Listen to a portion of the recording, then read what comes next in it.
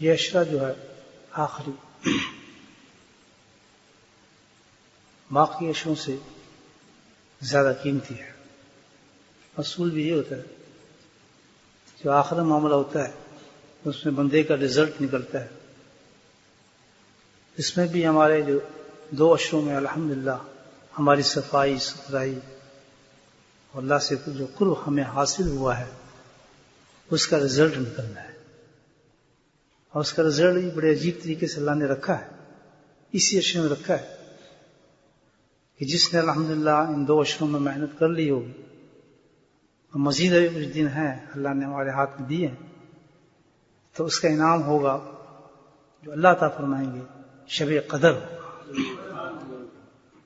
اللہ پاک یقیناً ایسے انسان کو جس نے صحیح دل کے ساتھ قدر کے ساتھ، جیسے کہ شروعیت سے میں اللہ کے نبی صلی اللہ علیہ وسلم نے اعلان فرمایا تھا کہ جو بھی اس میں ایمان اور یقین کے ساتھ اس دنوں کے اندر محنت کرے گا اللہ پاک اس کو ختم ہونے سے پہلے انعام عطا فرما دیں. اور یہ انعام جو آخری عشر میں اللہ نے رکھا ہے شب قدر کی حیثیت سے، تو الحمدللہ ہم نے ٹوٹی پھوٹی عبادت کی ہے، اس کے کرم اور رحمت سے امید تو ہم سب رکھتے ہیں اللہ یہ قبول فرما لیں. ہماری تھوڑی سی کوشش ہی تھی اور جسارت تھی، ہم کیا ہماری کوششیں کیا ہے، تو ساری اس کی رحمت کا ہی معاملہ ہے. بہت ہی بڑا انعام اللہ نے رکھا ہے جو اس عشرے کے ختم ہونے پہ انسان کو ملے گا. یہ یاد رکھیں، وہ کیا ہے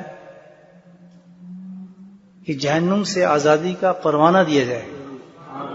اس میں خاص اس عشرے کا معاملہ ہے، یاد رکھیں.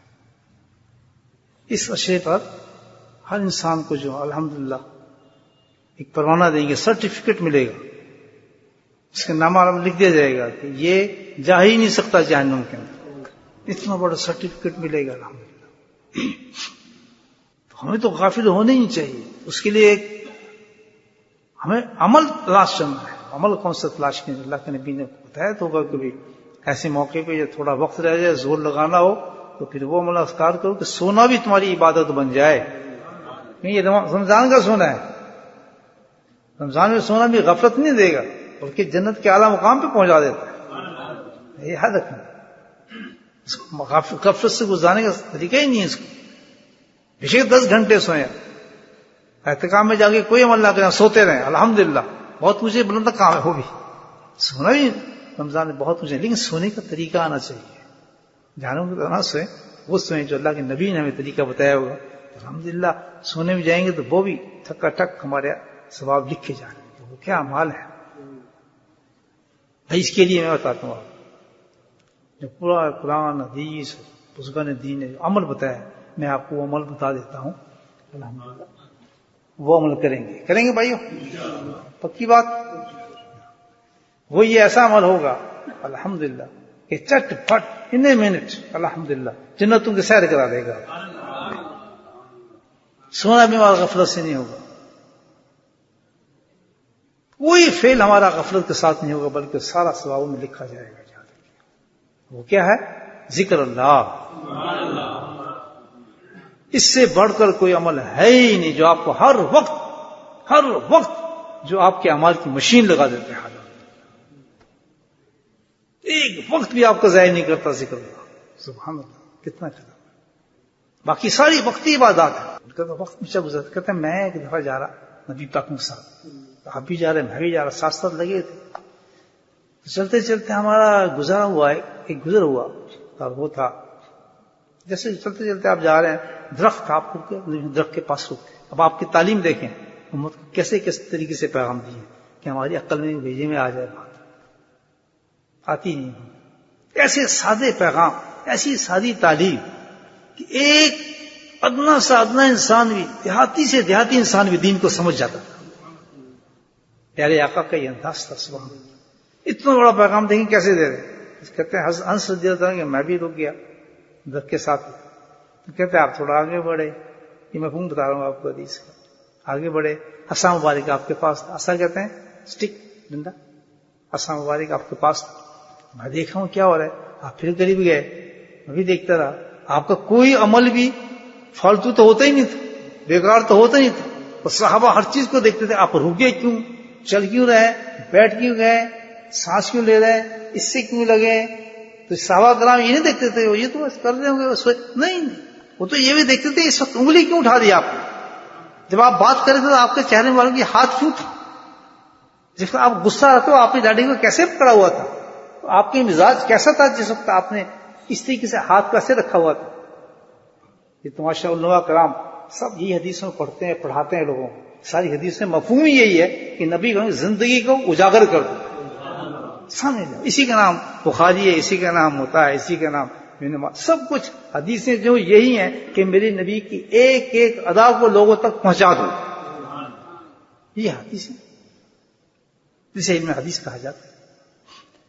تو دیکھ رہے ہیں اب کیا ہوتا ہے، آپ نے اپنا ایسا موبائل اٹھایا اور درخت کو مارا. انجوجے فیل تھا، لیکن فیل کس کا تھا؟ امام الانبیاء کا فیل تھا. یہ ایسا فیل تھا کہ آج تک اس پہ روایت کی جا رہی ہے حدیثوں کے اندر. سبحان اللہ، اتنی بڑی شان تھی. آپ دیکھیں نبی کی کیا شان تھی. ڈنڈا اٹھانا، ڈنڈا درختوں میں مارنا. ہزاروں دفعہ ہم چلتے ہیں، کسی پتھر کو ٹھوکر مار دیتے ہیں، کسی محسوس کر لیتے ہیں، ہزاروں کام کرتے ہیں، لیکن نبی کا ہر فیل جو ہوتا ہے، پھر آپ کا فیل، ہر فیل بہت قیمتی تھا. الحمدللہ.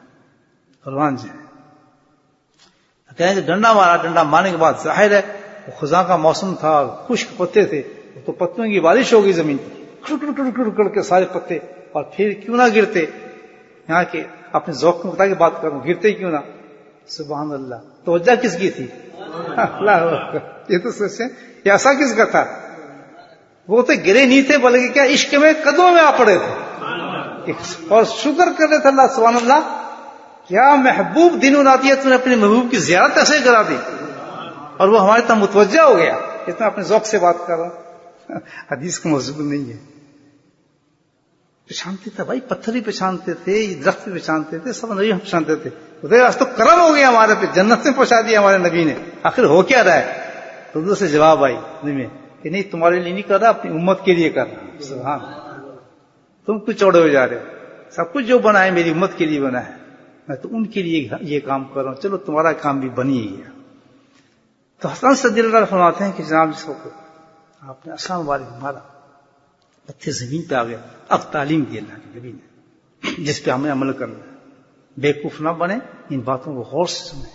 یہ واقعات نہیں ہیں ہماری، یہ آخرت کے سرمایے ہیں، یہ جنت کے سرمایے ہیں، اللہ کے قرب کے سرمایے ہیں. غور سے سنیں. اللہ کے نبی نے فرمایا کہ سے دیکھا تم نے پتے کیسے زمین پہ گرے؟ ہاں بےتحاشا پتے زمین پہ گرے دیکھا. آپ نے فرمایا الحمدللہ، سبحان اللہ، لا الہ الا اللہ، واللہ اکبر. یہ کلمہ پڑھا. فرمایا یہ کلمہ ایسا ہے کہ جب کوئی بندہ پڑھتا ہے تو اس کے جسم سے اللہ سبحانہ و تعالیٰ اسی طرح گناہوں کو جھاڑ دیتا ہے.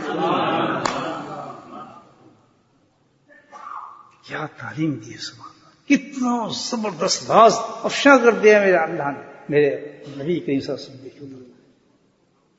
ہم جیسے اگر کوئی جنت میں جانا چاہتا ہے اور گناہوں سے تنگ ہے، گناہ کے ساتھ تو جنت نہیں جا سکتا. اللہ میں جنت خواہش جنت کی رکھتا ہے، تو اس کو اتنا وقت نہیں ملتا کہ یہ کلمہ پڑھتے ہیں الحمدللہ، سبحان اللہ، لا الہ الا اللہ، واللہ اکبر. تو یہ آخری اشرا اور الحمدللہ اتنا چیزیں ہم نے جمع کرنی ہے، تو کیا یہ اللہ کا ذکر ہم نہیں کر سکتے؟ یہ کتنا بڑا نسخہ ہے اللہ کا ذکر کا. آپ دیکھیں منٹوں سیکنڈوں میں، یعنی درخت کے پتوں کی طرح اللہ کے نبی نے بتایا کہ اس طریقے سے پتے زمین پہ جس طرح گر رہے ہیں، اسی طرح انسان کے جسم سے گناہ جھڑنا شروع ہو جائے. پڑھیں گے بھائیو، معمول بنا لیا حسین شریف کے اندر ان کلمات کا. ایک مسلم اور بخاری کی حدیث، ابو ہریرہ روایت فرما رہے ہیں اس حدیث کو اسی سلسلے میں، عمل کے سلسلے میں، کہ اللہ کے نبی نے ارشاد فرمایا سبحان اللہ و بحمدہ سبحان اللہ عظیم. اونچا کتنا ہلکا ہے، کتنا ہلکا کلمہ ہے. اگر میں کسی کا نام بھی لوں نا، فلاں صاحب فلاں، تو کتنی دیر لگتی ہے سبحان اللہ. لیکن اللہ کی اس تعریف کو دیکھیے، سبحان اللہ و بحمدہ سبحان اللہ عظیم، کتنی زیادہ لپٹ جاتا ہے کلمہ انسان کی زبان کے ساتھ. اللہ کے نبی کیا فرماتا ہے، کہ جس نے دن میں 100 دفعہ اس کلمے کو پڑھ لیا سمندر کے جھاگ کے برابر بھی گناہ ہوں گے اللہ معاف فرما دیتا ہے. اشارہ ہے ہم جیسے گناہ گاروں کے لیے کہ جو بڑے بڑے اعمال نہیں کر سکتے، الحمدللہ ان کلمات کا بڑا شکر دیا.